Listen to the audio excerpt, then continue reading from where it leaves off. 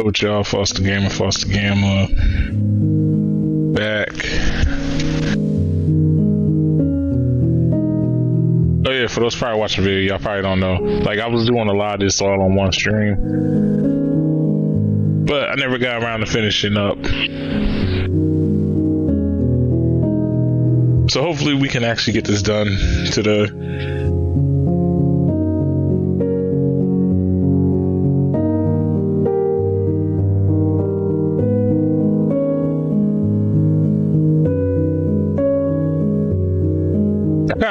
I don't really even remember where we was at with this.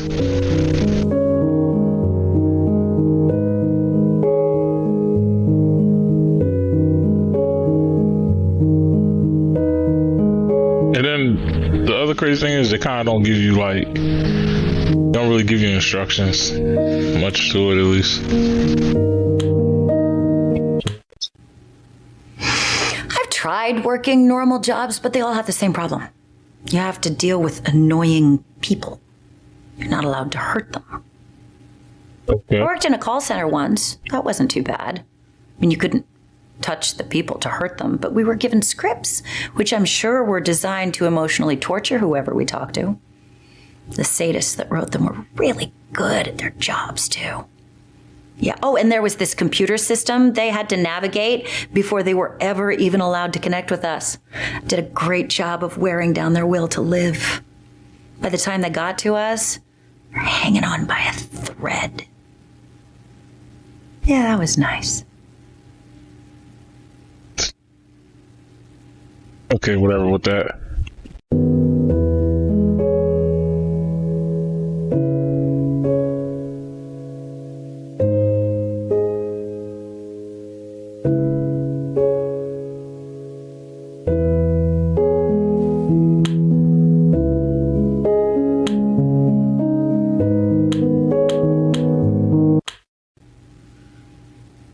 You've never heard of the Darwin Awards? They're my favorite. They're named for Charles Darwin, based around his survival of the fittest and genetics and stuff. So, whenever someone I didn't think it was gonna go that doing way. something that is so stupid, they do the human race a favor by draining themselves out of the gene pool, they get a Darwin Award. I used to love watching them on the internet, but now really it's just fails. They aren't legitimate Darwin Awards. So I watch a lot of roller coaster disasters instead. They're great too. How's that a good thing?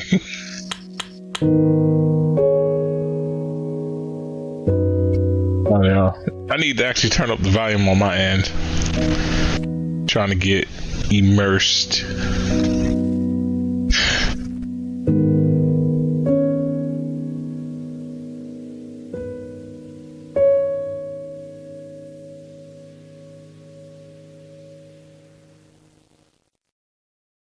Alright, so as soon as I can get to the proper screen. There we go. So I guess real magic.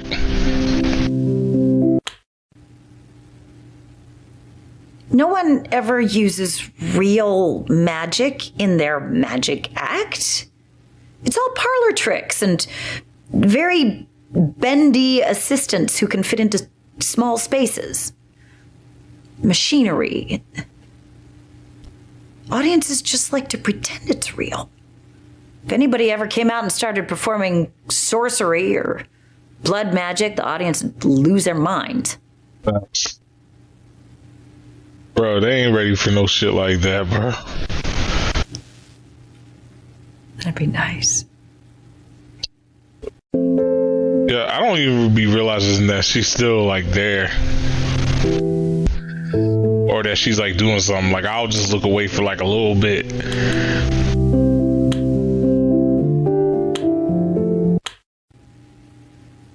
The fact that hecklers are still a thing is proof that society is a failure. I don't know why we still allow them to exist. I have a good way of dealing with them, though. Whenever we get a heckler that's too bad, I mean, it's really bad, I motion to the other assistants and they notify the magician. And they invite the heckler up on stage to help us with our next act. So I bring out a specially made tall box, and the magician announces that he is going to make the heckler disappear. We put them in the box, we wrap the box up with chains, and we wheel it off stage. The audience loves it. They laugh, they clap, the heckler's never heard from again. Wait, what? Works great. Then backstage, I feed the heckler to my alligators. I don't have alligators. The box only opens one way. I push it up against an exit door, and when the heckler opens it, they can only leave. I've gotten exactly 2 negative Yelp reviews. Worth it.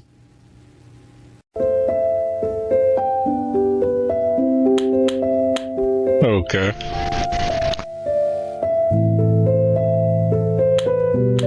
I don't even know where to begin with her. So honestly, out of all of them so far, only Ashley actually seems like the most sane person, even though she's not sane herself. So let's see. Next up, we got. I feel like at some point she's capping a little bit of something, bro. Play the pet shop. I'm just trying to get all the memories back. I'm gonna try to remember shit one by one then. But her, she's the one that has bad luck and shit. I'm starting to feel this for a local. She the one that has the bad luck. Parents died in the ocean or whatever. Her uncle's in and out of jail or some shit. She had like a whole plot of land that she apparently could have been living on, but instead she came here or some shit. And oh yeah, she was gambling. That's why they caught her. Okay. And Ashley here, she was just a magician that happened to like, her and him just happened to like come cool with each other. Hey, speaking of which, quick summary. He's dying. He wants me to choose his successor. So bang, bang, boom, bop. And I'll get into each of them like as we go along.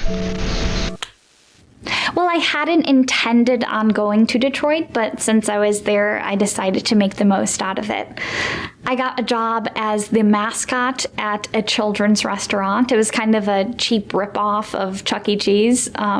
And I had a costume that wasn't so much a cute mouse as a scary rat. But luckily, the kids didn't seem to mind too much, but I was only there for a little bit anyway.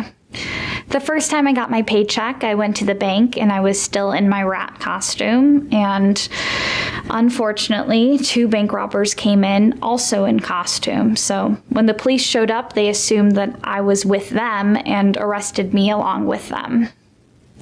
I was able to sort things out at the police station and I got off, but my picture in costume was already in the newspaper, so my boss didn't like seeing his mascot on the front page of the newspaper for bank robbery, so I got fired. Word. I forgot about that.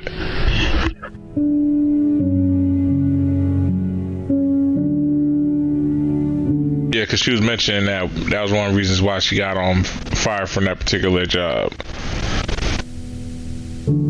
Because she worked at like a pizza restaurant or something like in Detroit.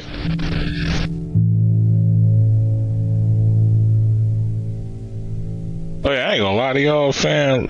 I've been maybe sober for like maybe a good 10 hours. I was like sober for like a good 10 hours and then I started drinking again. I was chilling with the homie Devon and my homie CB. If you know them, they was on they did the Ruby Let's Play with me.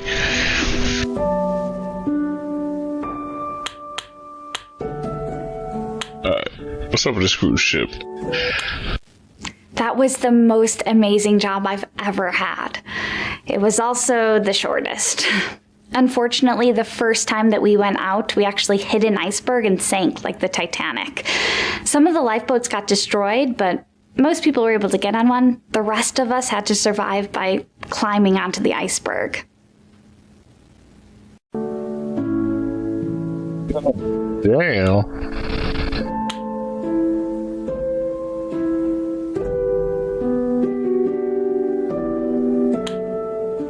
Yes, pet shop. I got a job at a pet shop, but I only worked there a few weeks before I got fired, unfortunately. Yo, y'all see the shit I'm talking about. I really didn't know anything about animals, so I did learn a lot on the job, thankfully. Anyway, my boss would have me open up, and then he'd come in a couple hours later around noon. And one day, we got a hamster delivery, 2 hamsters, and my boss had left a note saying, put them in a fish tank. The thing is, my boss didn't specify it was supposed to be an empty fish tank, so I put them in a fish tank that had fish and water in it. It also had a lid on the top. Anyway, the hamsters almost drowned, but thankfully we had this machine that was pumping air into the bottom of the tank, so the little guys were really smart and they took turns breathing out of the air hose. What? What the fuck? What the fuck? Alright, let's go to the next. Alright, what's up with this gambling shit they was talking about? So this is Sarah Gooley, and for whatever reason she decided to bring her parents, who thanks to Whiskey. Oh yeah, check out her channel when you get a chance. I might put it in the video for a link to her channel and all that. But yeah, I know, like, Whiskey noticed that they don't have the same eyes. They don't have the same eye color. I mean, like, cause you see both of them, they're kind of like, both of their eyes are like dark brown. Hers is blue. So that's kind of suspicious.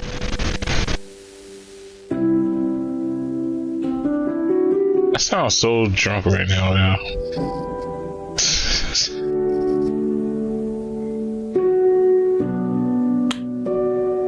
Alright, let's see what's up with this gambling shit. Oh yeah, they're supposed to be the goody two shoes or whatever. So everything is like stereotypical, like Brady Bunch ass folks. None of us gamble, but I don't understand why it has such a bad reputation. I've never gambled before, but I do want to try it when I turn 21 next year. I've tried it. Gambling isn't really for me, but it seems like an innocent enough pastime.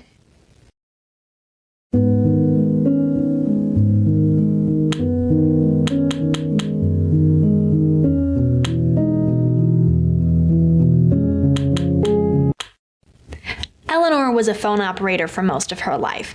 From what she says, there was a time when operators had to manually make phone calls go through. I can't even wrap my head around that.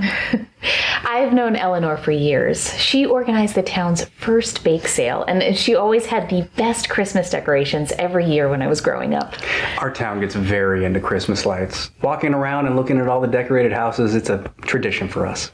I prefer driving around. It's a lot warmer. Can't disagree with that.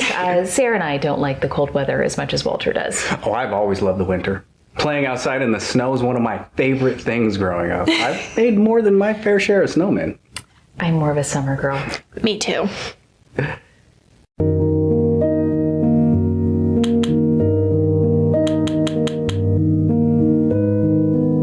So wait.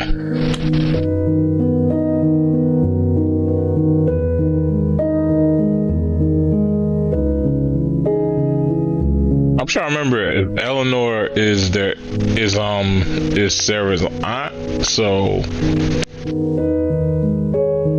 because I think Eleanor was supposed to be like her aunt or whatever. I forgot. It's something particular about her aunt that they was mentioning, but I forgot about it. It might come back to me later. It probably won't. But it's like it's in my mind. One thing you should never do is stiff a service worker. Tips are most of their income. I'm ashamed to admit I am guilty of that myself. There was a time where I didn't know you were supposed to tip housekeepers when you stayed at a hotel. I'd been traveling for years before I realized it. I have no idea how many housekeepers I stiffed without realizing it. A lot of people aren't sure when they're supposed to tip and when they aren't. It's a big problem. Well, I don't use a smartphone myself, but I hear one of the big problems these days is people don't know they're supposed to tip app workers. I thought everyone knew that one.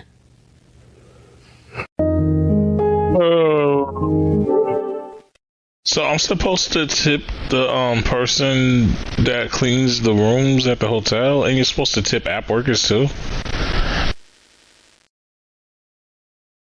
Oh yeah, to those that don't care about work and all that, that's work shit. That's work shit. But yeah, just a small tidbit I didn't realize. But yeah, that's some work shit. Like, for those that don't give a fuck about work, don't worry about it.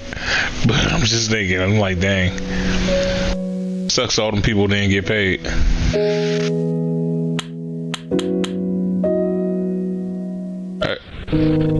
Wait, they don't use smartphones? We're a flip phone family. I love flip phones. They're inexpensive, the battery lasts a full week, and they don't break when you drop them. I like knowing Sarah has plenty of charge on her phone in case she needs a ride. Well, if I had a smartphone, I wouldn't have to bother you or Daddy when I need a ride. I could just use an app. She's talking about those rideshare services. I just don't understand those. I mean, when I was growing up, we were taught never to talk to strangers on the internet and not to get into a car with a stranger. But now there's an app that literally lets you summon a stranger on the internet so you can get in their car. I don't understand why they're so popular. I'm sure there's plenty of useful apps on those things, but everybody that I know that has a smartphone, they just text each other. I prefer having to call someone. It's more of a social interaction for me. To a point, I'm kind of the same. Also, I'm not really one for long phone calls either, though. So I'm a mixed bag with that shit. It's like,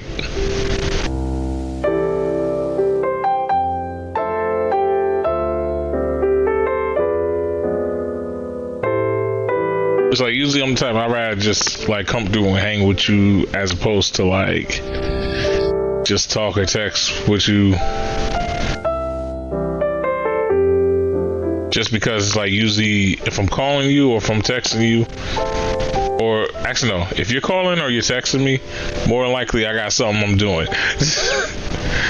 That I could have just like took my time out the day to come hang with you. If we're like states apart or whatever, that's a difference right there too.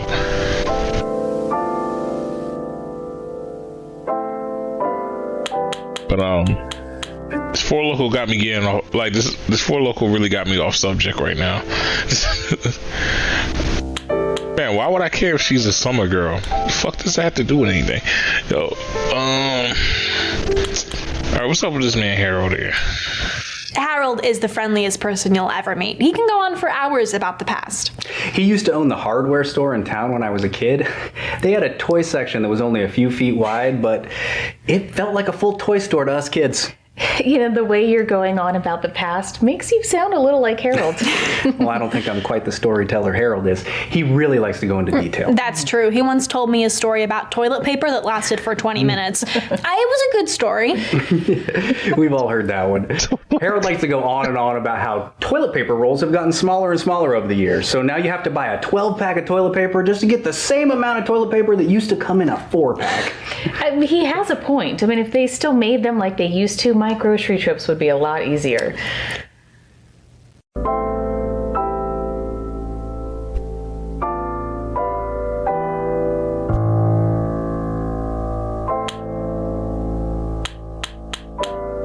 In other words, possibly killing the son. I mean, shit. Oh, she got suspended. Oh, yeah. I was walking to my next class when a kid I didn't know dropped a pack of cigarettes. I instinctively picked them up for him, but just as I did, a teacher happened to see me holding them and sent me to the principal's office. I couldn't say they weren't mine without telling on the other kids, so I got suspended. It worked out for the best. The kid eventually felt bad that Sarah was taking the blame for him and told the principal what really happened. Then he later became Sarah's first boyfriend. Oh, shit. Oh, shit. Alright, so we spent enough time with them for like,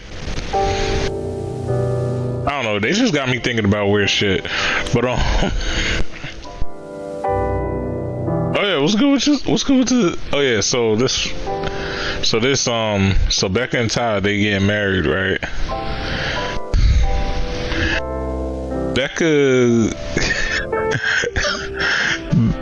Becca been around the block kinda, and Todd, he's trying to get into the acting business. So far, he acted pretty much in Stomp the Yard, but it wasn't like Stomp the Yard. It was more like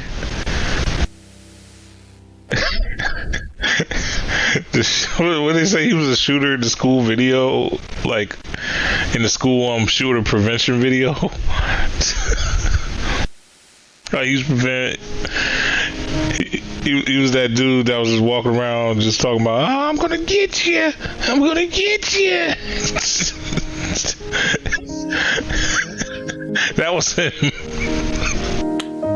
All right, let's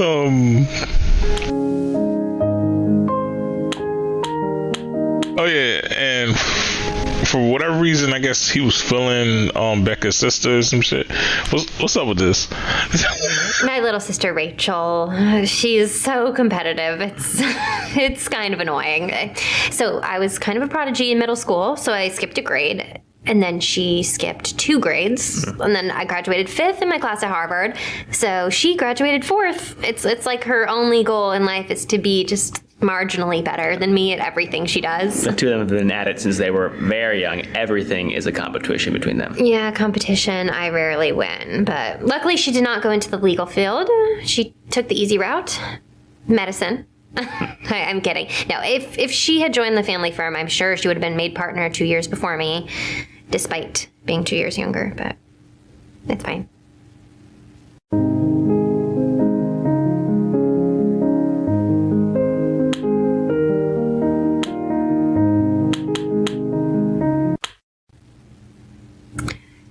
Seymour was an older man at the firm. He retired when I was very young. I didn't know him very well. Wait, whoa. I peeped that, bro. Why she just look away like that? She like, yo, I didn't know him. You capping.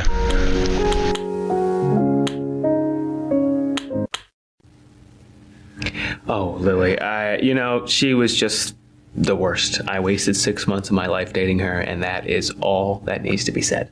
She used to physically abuse Todd. I'm so proud of him for breaking up with her. Even more for talking about it. It's not really what she makes it sound like. She doesn't know the whole picture. I mean, Todd could have easily defended himself. But the thing about Todd is he would never hit a woman. Ever. Well, no real man ever would. Especially Lily. I mean, I don't think I could hit a 95-pound elderly woman either. Huh? Yeah.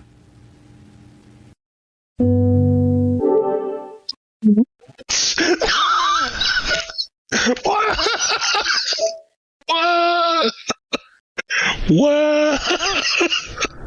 What? What? What?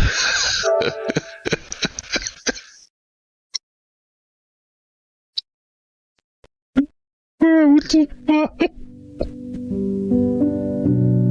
Oh, next one. Todd's proposal was the most unique one I ever had. How many people have proposed to you before me? You were the 4th. I've told you this. Oh, the first guy was at the Eiffel Tower. Ugh, so cliche. Second guy did the whole, wedding ring at the bottom of a champagne flute at the 5-star restaurant on Valentine's Day. We've all seen it. Yeah, these guys have no originality. The third guy was the worst. He had the proposal up on the Jumbotron at a basketball game. Like, how was that supposed to impress me? He literally owned the basketball team. He could make it say anything he wanted. It just, that sort of stuff, it doesn't go far with me. Yeah, and I guess I'm just the lucky one. What's the next question? What is? Yeah, that's what I'm saying. What was his proposal? Okay, so Todd was helping me lose weight at the time. She asked me to help. And, I'd asked this of other boyfriends before, and they always dismissed me. They were like, "Hun, you're perfect as you are." And I was like, I don't want you dismissing me. If something's important to me, I want my boyfriend to take it seriously, Again, I was just trying to help. That's all I was. Oh, you did more than that. He tracked my weight loss. He kept a log of everything I was eating. I mean, it was like having my own personal trainer at home. Yeah, it was she laid out everything she wanted me to do. I just did what she asked me to. And there was like this stubborn last few pounds I just could not seem to get off no matter what. So Todd told me he would marry me if I hit my target weight. And that was all the incentive I needed. I shed those last 3 pounds stat. I lost it so fast he didn't even have time to save up for the ring. Yeah. Well, I thought I was going to have more time. I literally just didn't eat for 4 days. It was all the motivation I needed. You know what's funny? That's some real shit. Respect to you, Todd. Cause you gotta think about it, yo. This man took so much. This man cared so much for his girl. Showed so much love for his girl and shit that he was willing to. He probably had to do what he needed. Like, he probably couldn't even eat as much food either. He probably couldn't do all this for her and shit. It's like, yeah. So Todd, you a G for that.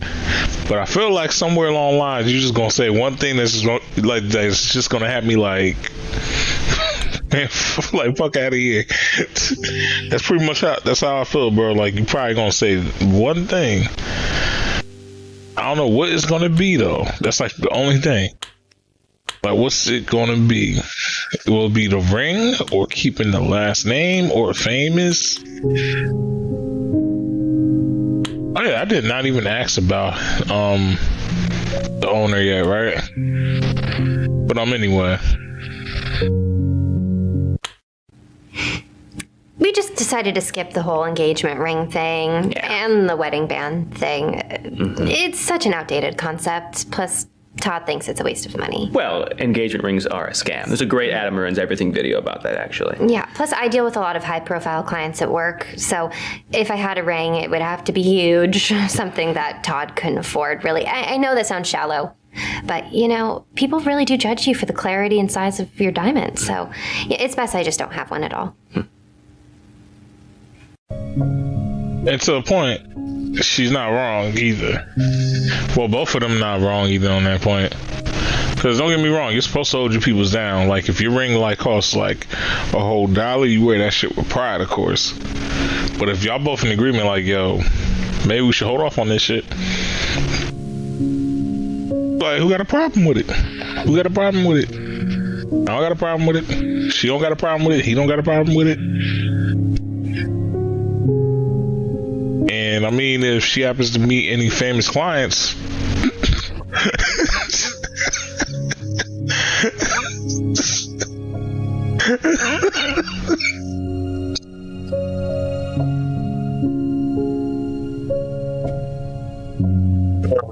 all right, let's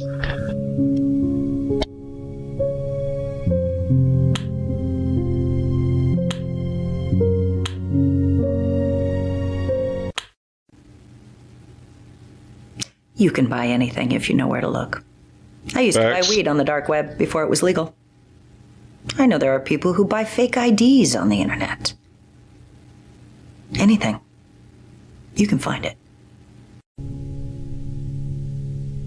And that's the crazy thing about the dark web. I ain't been there yet, and I don't plan on it.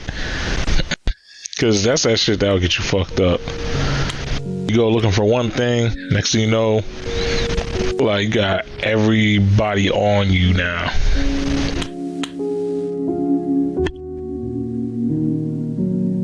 It's like weed and fake IDs. Oh, I know weed is legal now, but back before it was, everybody would smoke it anyway. It was just one of those crimes you never got in trouble for.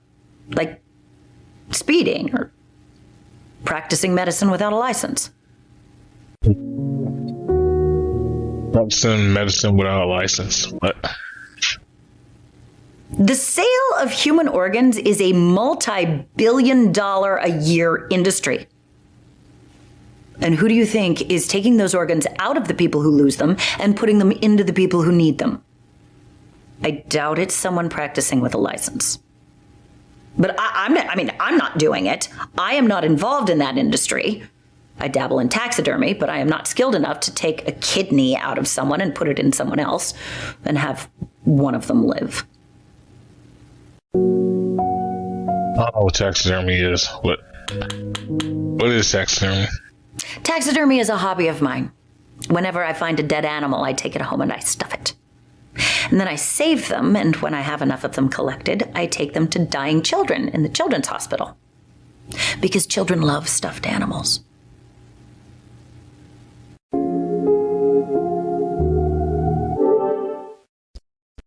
I know she ain't serious right now. Yo, I know she ain't serious right now.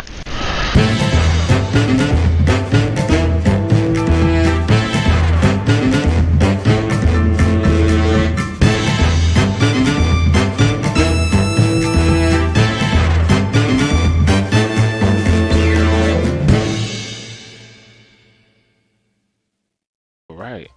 I was reading some comments and you seem to have quite a few fangirls. What? What I tell you? What I tell you? In the morning, ladies and gentlemen, follow me, nigga. What I tell you? What I tell you? Like, yo, I feel like I don't know if any of my black folks are watching this, if any of my hood folks are watching this, I feel like Stacy from like The Wood, yo. Like when homeboy get the girl at the dance and Stacy just chilling in the car and he just giving him that nod like, yeah, bro.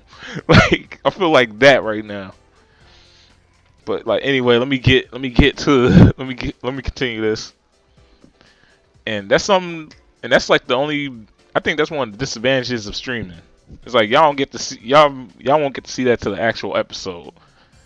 So it's like it's its advantages and its disadvantages. But anyway, fangirls, female fans, admirers, like girls that want to just bounce it for you. Why would I have admirers? Don't be so modest, Yama. I mean, you are attractive. I remember you saying something similar to Yahiko the other day. Oh, don't worry. I think you're much cuter than he is. Ooh. In the morning, follow me, nigga.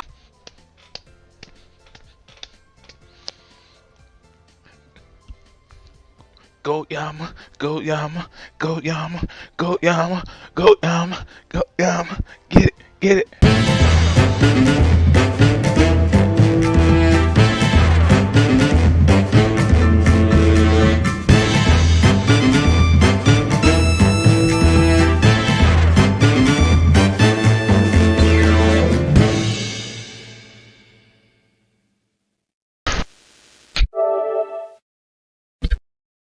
So she kills the animals, stuffs them, and gives them to dying children. I like to visit kids in the cancer ward. Yeah, I ask them to draw me a picture, and then I trade them for one of the stuffed animals. It makes them feel better to barter. No one wants to be pitied, just given stuff. Even kids dying of cancer. I save all the pictures they give me. They say that a piece of art at least doubles in value once the artist dies, and I'm sure their parents will pay top dollar in about a decade.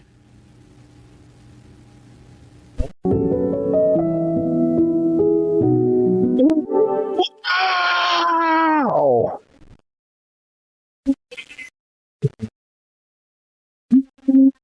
Oh.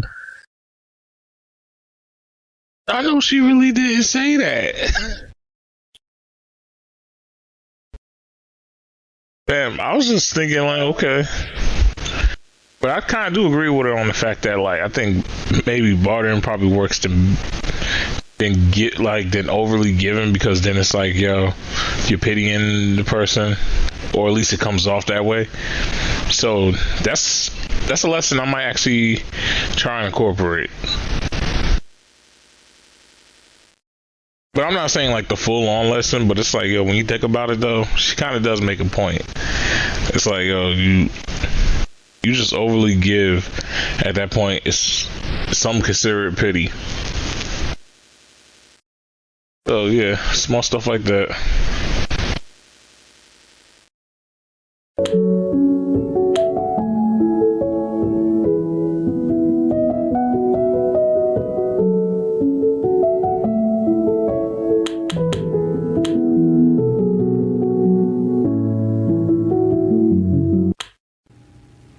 People don't barter enough these days. They don't haggle enough either.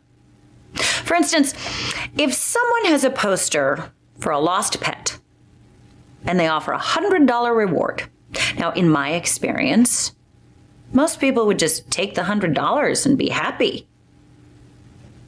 I try to haggle a little.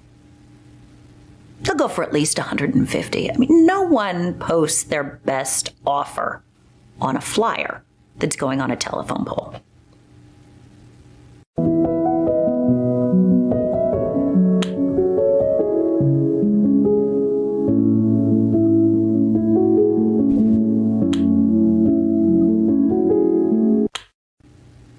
Every aspect of our society has failed. Look at politics.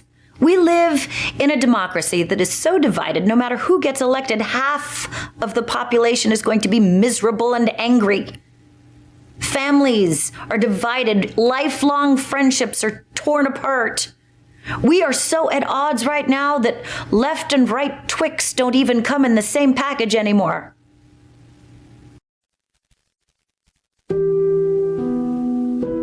He was not wrong about that.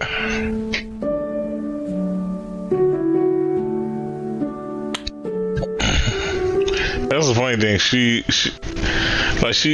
they made it seem like she crazy with that opinion, but when you really think about it, she's not completely off.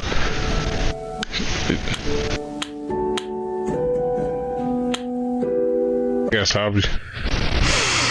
I think everyone should have hobbies. I like taxidermy and sensory deprivation. I made my own sensory deprivation tank once. I like to lie in it and be alone with my thought. It's very peaceful in there. I slept in it once. It's like sleeping in a coffin.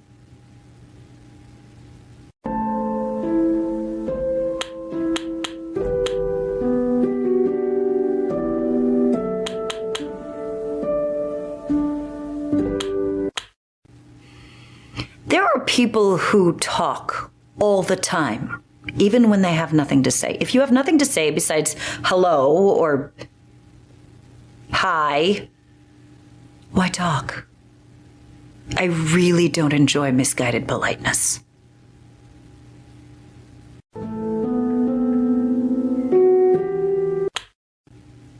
It's like when someone tries to do something nice, but it has the opposite effect. Like you're walking towards a door, and you're too far away, but someone decides to hold it open for you anyway. So then you have to rush to get through the door so they don't awkwardly stand there holding it. Do you know what's easier than rushing through a parking lot to get through a door? Opening it yourself when you're there.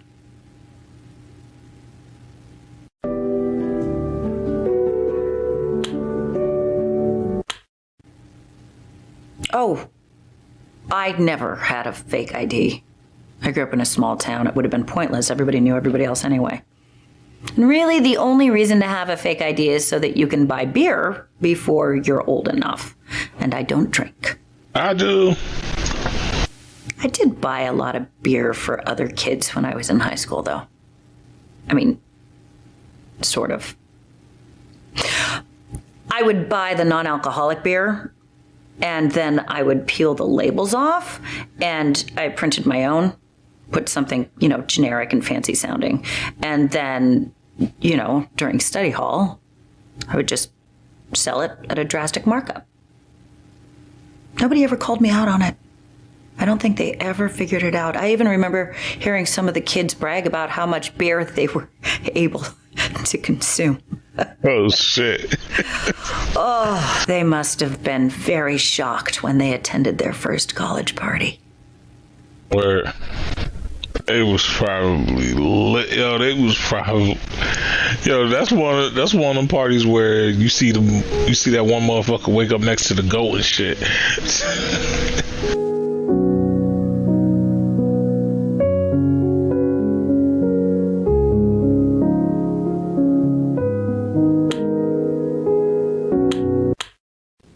I've wanted a monocle my whole life. I've had really bad vision in one of my eyes since I was a little girl. This one time I found a pair of glasses that had a missing lens, but the lens it did have was very close to my vision needs. So I had that. It was perfect. Almost perfect. The lens was on the wrong side, so I did have to wear them upside down. Eventually, I tried to take the lens out and put it in the correct side, but when I did, the lens cracked and I couldn't wear them anymore.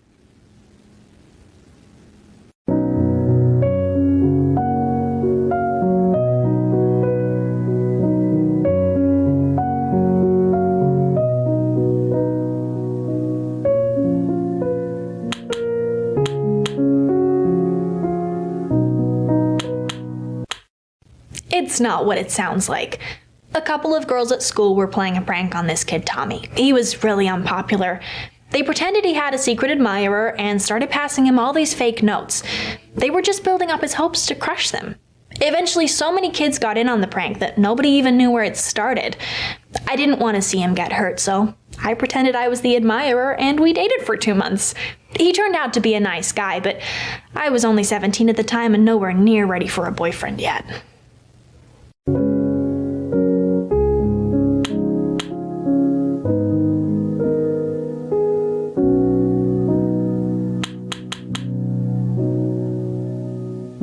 So they either ran out of stuff or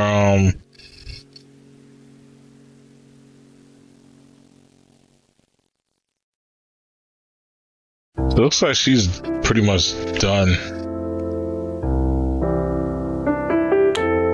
An animal shelter.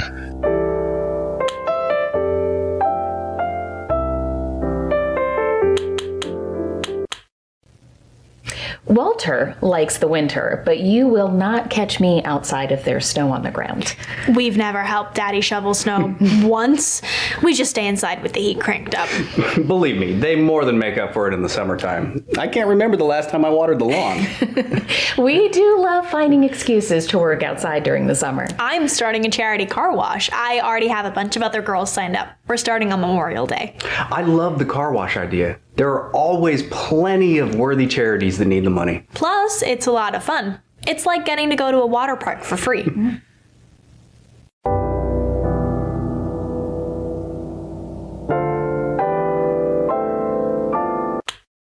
I've been helping out at the shelter for over a year now. I love working with the animals. We used to be part of the neighborhood pet patrol. Whenever anyone in our town lost a pet, we'd post flyers and work the phones until that family had their missing member back. I miss doing that. We used to be part of the pet patrol, but it's handled online now.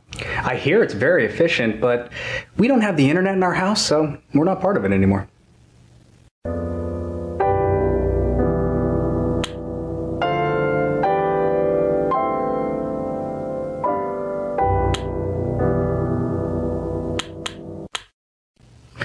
I know people who have internet in their homes, and it does seem pretty useful, but there is a lot of bad stuff online. I've been online, and there's a lot of good stuff on there, too. I'm sure it has its uses. It's just too easy to stumble across unpleasant language or other bad things. I just don't want it in my home. Walter's dental practice does have its own website. People can book appointments online. My secretary Janet runs the site for me. We have internet at the office and she is great at using it. She spends some of her downtime on a website called the TikTok. Oh, I've never heard of that one. What is it for?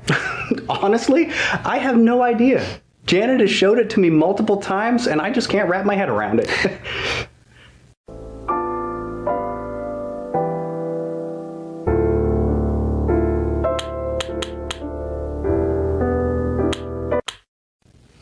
I've known Janet for years. She's in my book club.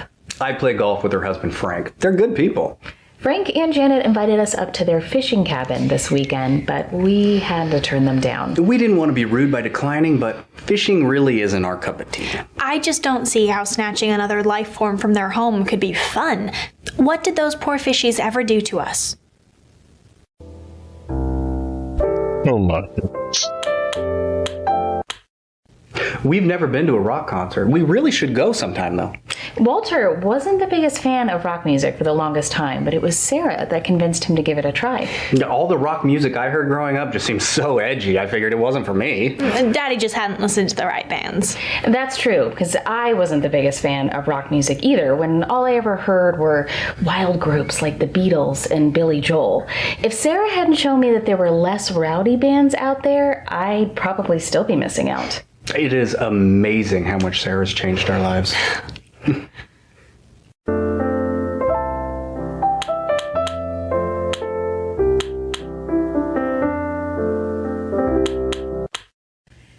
When I was little, a tornado hit our town. 2 families lost their homes. Oh my gosh. Language, honey. Sorry, Daddy. Eleanor hosted a bake sale to raise money for those families. The bake sale turned into an annual event. They raise money for a new cause every year. It's a really big deal. Everyone in town goes. Alice actually runs the bake sale now. She took over for Eleanor when she retired.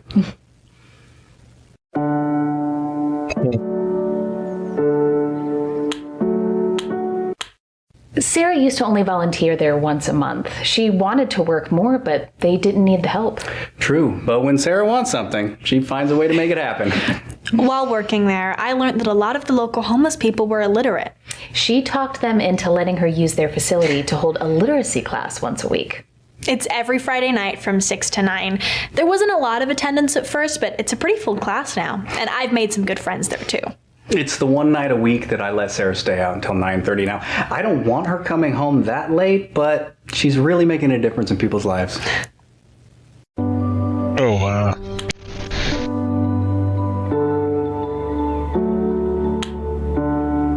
Okay, so high-profile clients. Our firm represents a number of well-known clientele. I'm not really at liberty to name names, but there's a few athletes and politicians who you might have heard of. You know, I was actually an athlete. I was the star player on my high school football team, and I would have gone pro. Everyone would know my name, but I had a knee injury, so. Oh yeah, I mean, look at him. He would have totally made the NFL had it not been for the injury. I mean, once he kicked a 20-yard field goal in a high school game, like that is extremely unheard of from what I understand. I almost went pro in gymnastics, but that didn't work out for me either.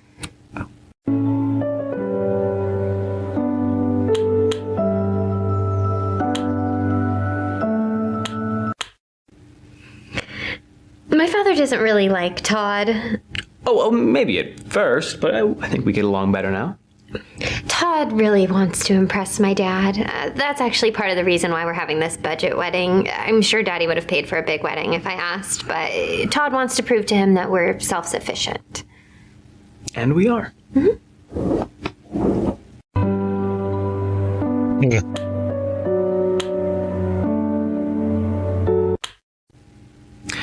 Doesn't bother me. If she wants to keep her own last name to help her career, I'm in full support.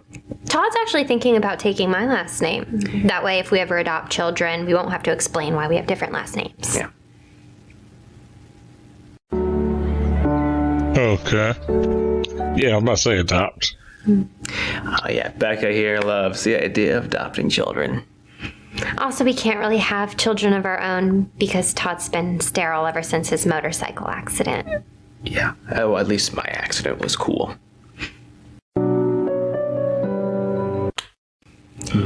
His friend Greg jumped over a bunch of people on his motorcycle trying to make a viral video. So Todd and all these guys, they were laid down head to toe leading up to the ramp.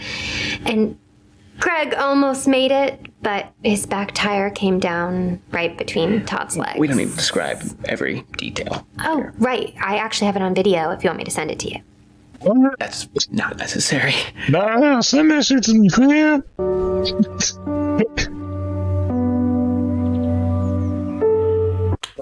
good. Yeah, Greg is my best friend. He's a great guy. He's a guitar player. Oh, he's hilarious. He does this bit every time I see him where he tries to convince me to dump Todd and go out with him instead. It's so funny. It sounds a little mean, but it's obviously a joke. He does it right in front of Todd. I promise you, it's very funny. Maybe you have to be there. It's not that funny. No, it's very funny. Not that funny.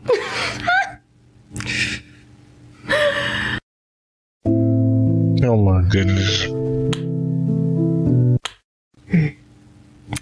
When I was very little, I trained under the famous Italian gymnastics coach, Sergio Endolini.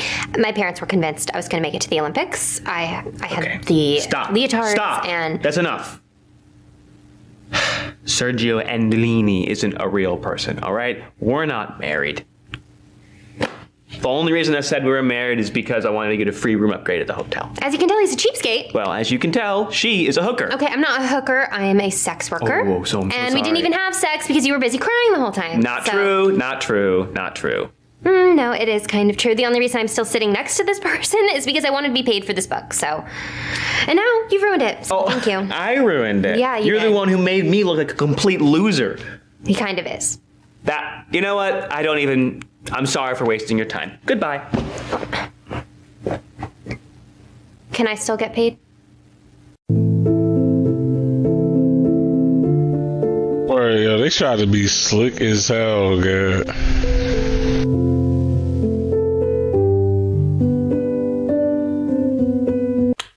Well, that's disappointing.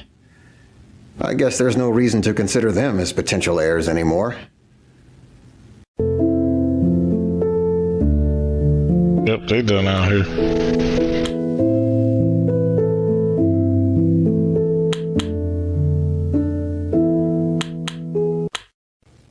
I like to make sure my family's eating at least some natural organic food. Everything is so processed these days, and you can really taste the difference when you eat fresh vegetables straight from the garden. Daddy works really hard on his garden. I don't consider it work. I enjoy it. Plus, it gives me a chance to spend time outside. Adults are weird. They can do anything they want, but if they want to, I don't know, play in the yard, they won't do it unless they find an excuse. I love Sarah's outlook on life.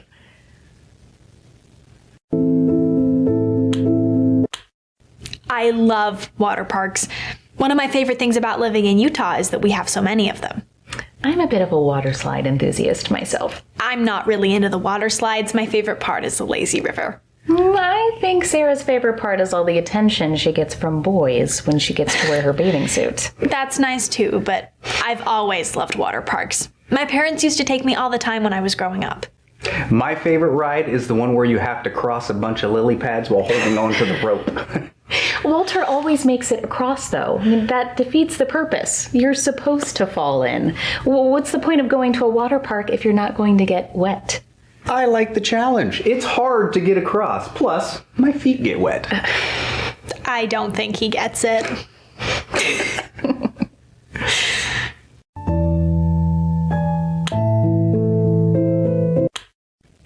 My mom and dad live just a few blocks away from us, so I get to see them all the time. Oh, did you think Sarah was our daughter? We get that a lot. I just don't understand why so many people think we're related. I don't see the resemblance. Yeah, Sarah and I aren't related, but we are married to the same daddy. We met Sarah when she was 18 and fell in love right away. She became my second wife 6 months later. Well, I could never live up to his first wife, though. Alice is amazing. Oh, Sarah's just being modest. She is an incredible wife. She's a crackerjack in the bedroom as well. That's just because I had such a great teacher. Oh, well, Sarah's the real teacher. Did you know that you could use your feet in the bedroom? We had never heard of such a thing, but Sarah showed us, and now, by golly, Walter can't get enough of it. And don't forget the thing you do that Alice likes. I have no idea how she comes up with these things. Well, I didn't invent them. I learned them on the internet. Well, the internet doesn't seem that bad. Maybe we should think about getting a computer. Can we, Daddy, please?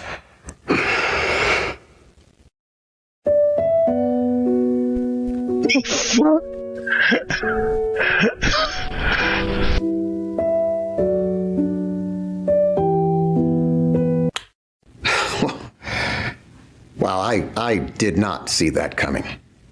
I mean, I only considered Sarah because, well, she seemed like such a sweet, wholesome girl. I had no idea she was married to an older man who already had a wife. I don't know what to think about that. Yo, Whiskey, you and me called that shit, yo. We called that shit. Where they Mormons over there, yeah. Not all of them, but you get what I'm saying. Like, it's like hella Mormons in Utah, fam.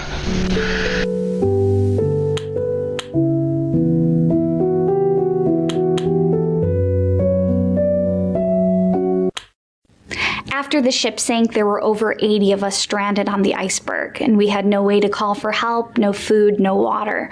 So out of desperation, we took off our clothes and we tried to form a sail out of them, hoping that we could ride the iceberg to shore. The sail we made out of our clothes didn't end up working, and it didn't move the iceberg at all. Actually, after an hour, it just blew away in the wind anyway, so we were just left there half naked and freezing. Luckily, a cargo ship came upon us, and they were able to rescue us from the iceberg. But we didn't speak their language, and they didn't speak English, so we couldn't explain to them why we were all half naked on an iceberg. They dropped us off in Quebec after a very awkward trip.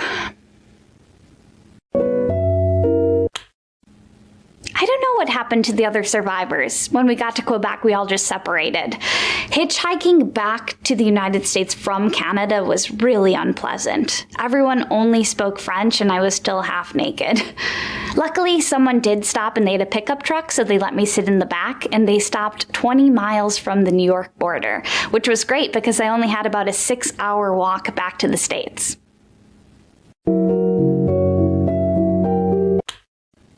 I know they say you shouldn't hitchhike because it's dangerous, but the thing is, I've had a lot of luck hitchhiking over the years. The first time that I hitchhiked, I was going from Detroit to Albuquerque, and these 3 really nice dudes in a hippie van picked me up. It turns out they were a traveling folk band, and they taught me how to drive so that I could drive down the highway while they were practicing in the back.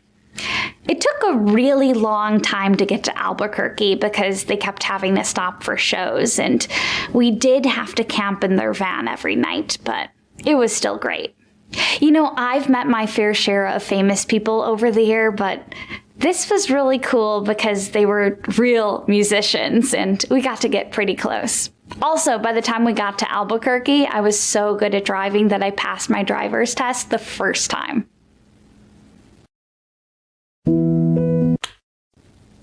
I met Orville Redenbacher at the airport once. It was awesome. Wait, the popcorn He was guy? in line trying to get his luggage, and I thought, should I approach him or should I not?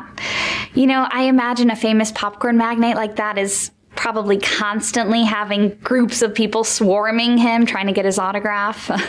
But anyway, I decided to go for it. So I went up to him and I said, I love your popcorn commercials. And he was really flattered and turned out to be a super nice guy. He even signed my cast. Anyway, that was in 1997. I found out later that he had actually died in 1995, so it couldn't have been him, but it was a really nice old man, and it was still a really fond memory. Yeah, I was about to say, Cass. I broke my arm at the zoo. You know those signs that warn you not to feed the animals? Well, you should really pay attention to those. I tripped over one, landed on the sidewalk, and broke my arm. It was okay, though, because I had an appointment at the hospital later that day anyway, so I just had my doctor fix my arm then.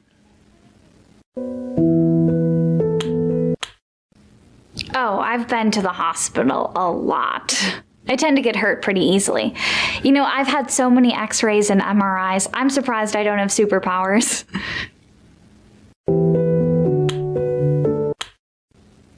I've broken a few bones over the years. I've been in all kinds of accidents. A hunting accident, a skydiving accident, normal stuff like that.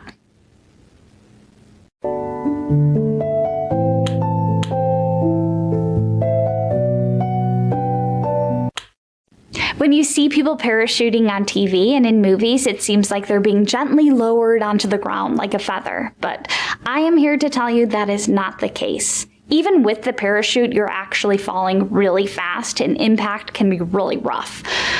I found that out the hard way. I was walking around and a skydiver landed right on top of me. Actually broke my arm in 2 places and gave me a concussion. Damn. I never saw the skydiver again, which is too bad because I'll never have a chance to thank them. Well, if it weren't for them landing on me, I wouldn't have gotten a concussion, so I wouldn't have gone to the hospital, and they wouldn't have given me an MRI, so I never would have found my brain tumor. They say there's nothing they can do for me, but at least now I know I only have 3 or 4 months left to live, so I can start checking things off my bucket list. Oh. Well, damn. Well.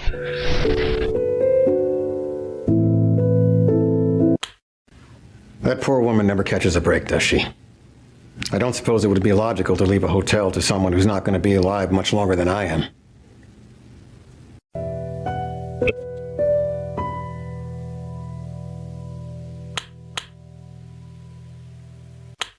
Have you ever tried sleeping in a coffin? No. It's relaxing. It's cozy. There's extra layers of noise insulation in case you have loud neighbors. I slept in one back when I had college roommates. Okay. You don't gotta get mad, I understand. Like, college was a crazy time. Oh, I didn't actually go to college, but I lived in student housing after high school. See, you don't actually have to be a student to live there. I hated having roommates, but it's all I could afford. I bought my own place as soon as I could, but they kicked me out.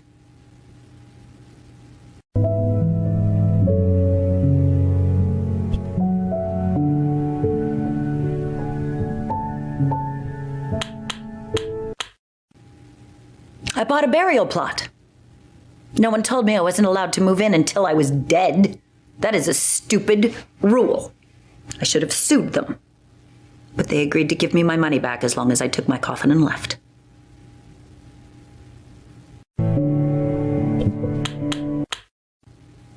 High school is awful. I mean, you undergo years of traumatic experiences, and then when you finally escape, they invite you back for a reunion so that you can go spend more time with the same people who made your childhood traumatic. I don't understand it. Do survivors of other traumatic experiences have reunions? I mean, do people who lived through a plane crash get together and reminisce about the turbulence they experienced before it all went pear-shaped?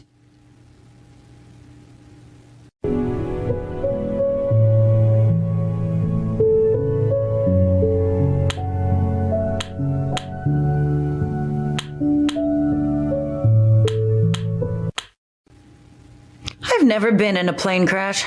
I fly all the time, but every flight has always been incident-free. I guess I'm just not very lucky.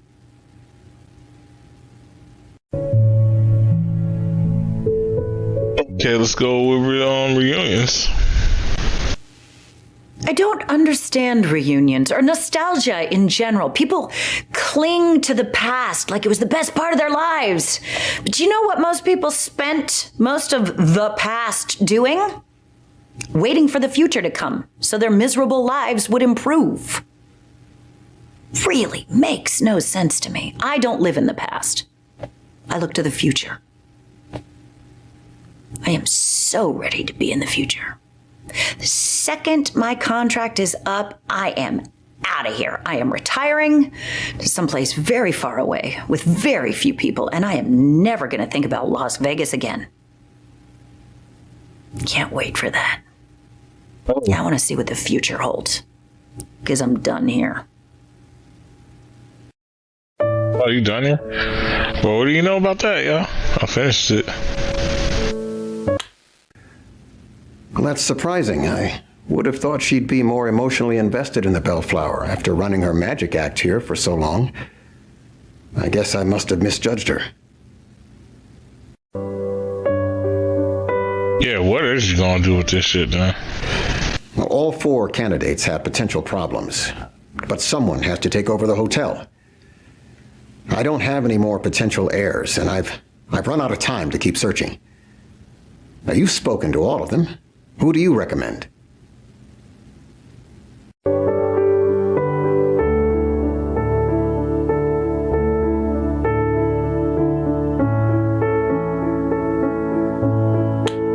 Okay, so let's eliminate the obvious 2 first. Mallory's dying pretty soon. And Becca and Ty were pretty much already scamming shit. So that leaves Sarah Goodley and Ashley. To be honest, I think Sarah Goodley, because Ashley pretty much done with the shits. And I get that she's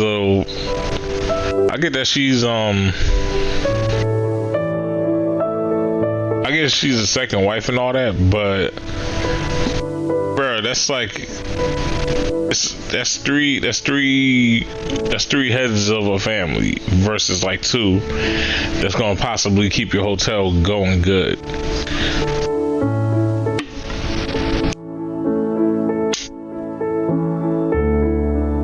So yeah, I say Sarah Goodley, because I know a lot of y'all like me probably was thinking like Ashley, just because she's been here longer. But in my personal opinion, it's a lot of stuff that strikes bad with Ashley with me too. So okay, let's pros and cons this real quick. So pros for Ashley, she's been here pretty much the longest.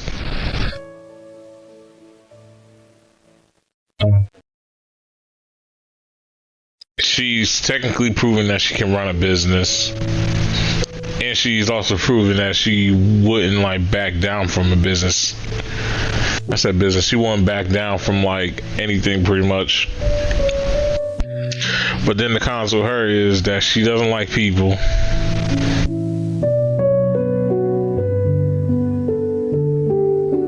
So yeah, in a hotel you deal with people. Facts. The only reason I was considering Sarah was because she seemed so virtuous. But now that I know she's in a 3-person marriage with 2 older partners, I see no reason to choose her.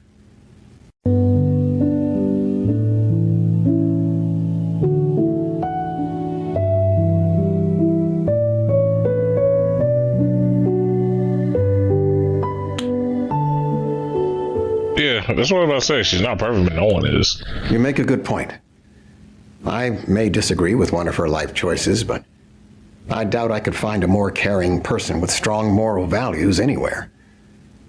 Did you know that she spends her Friday nights teaching the homeless how to read? I didn't know that illiteracy was an issue among the homeless, but she's actively doing something about it. She's the obvious choice. Would you like to tell her?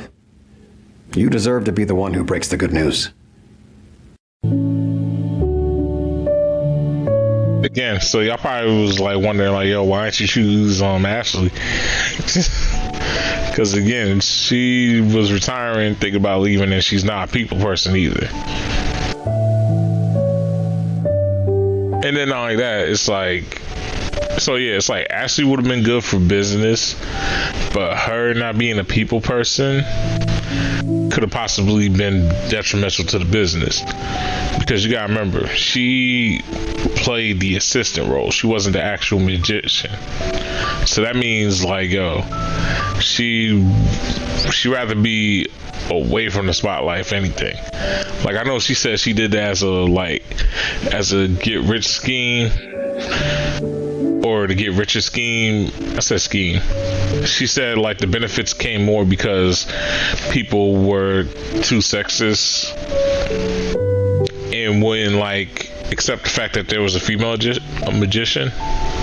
But at the same time, I feel like she didn't think about it like this. Like, what if she could be one of those female magicians that breaks the barrier?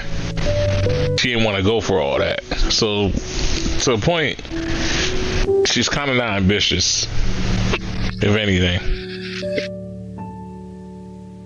And when it comes to kind of owning anything, you kind of want to have a little bit of ambition. Shit, like, even with, like, my whole thing, I got, like, ambition. It's like, my goals may seem small in aspect, but I'm slowly always coming up with more goals to do. And just, like, once I start evaluating where I'm at with stuff, I slowly add more goals into the mix now. Because that was a mistake I didn't do. That's a mistake I did with, like, basketball, in my opinion. I kind of, I tied it in with one other goal, but once I completed that goal, like, basketball kind of seemed insignificant to me at some point. Even though I like playing from time to time, it's just, I fell out of love with it. If anything, I ended up finding too many cons in it than pros. And then it just started feeling like a job to me too. So that's kind of why, like, with my whole content thing, it's kind of content over money, because it's like, I could care less about the money. I just want a game. I just want to enjoy my game. I just want to make shit. Like, the money and all that comes later. Or, like, it comes as you go type of thing. It's like, I'm not pressed on it. I've been through too much in life to be pressed on money. And that's a broke person telling y'all that. It's like, I've been too pressed on that shit.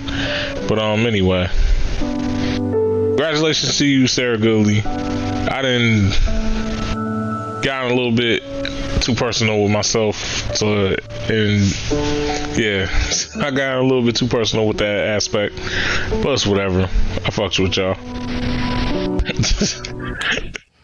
It's no problem at all. We really enjoyed talking to you. Is there anything else we can do to help you with your book? There is no book. Mr. Davenport is dying. He asked me to interview select people he was considering leaving this resort to in his will. The book was just a cover. Is there anything we can do to help him? Mr. Davenport has finished his will. He doesn't have any family or close personal friends. As such, he has decided to leave his entire resort and casino to you, Sarah. He has no family and no close friends? That's awful. We'll be here for him, right? Well, I have to be to work on Tuesday. Why don't you stay here and keep him company, and I'll come back after work on Friday. I'll stay too. The animal shelter and the food bank can get by without me for a while, but someone has to teach my literacy group on Friday. Can you do it? Oh, I can handle that. Why don't you two stay here, and I'll come back next weekend. The more people hear for him, the better. All right. Thanks, Daddy. Where is Mr. Davenport now? Can we see him?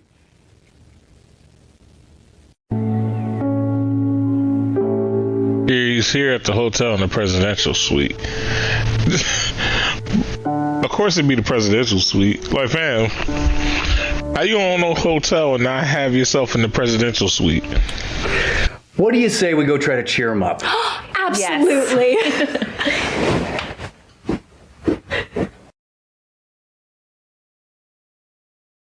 Sarah and the family stayed with Mr. Davenport until the very end. They brought a second home in Las Vegas. Sarah could run the Bellflower. As per his wishes, they dedicated one floor of the hotel to housing the homeless full time, and Sarah uses one of the meeting rooms to teach literacy every Saturday. See, this is what I was talking about. And shout out to these guys. They did good ass acting. Shout out to y'all. And like always, oh yeah, so I should probably be giving the rating, right? Our first word. All right, can we sound it out? K. Mm-hmm. Yep. T. Okay, now let's try putting some letters together.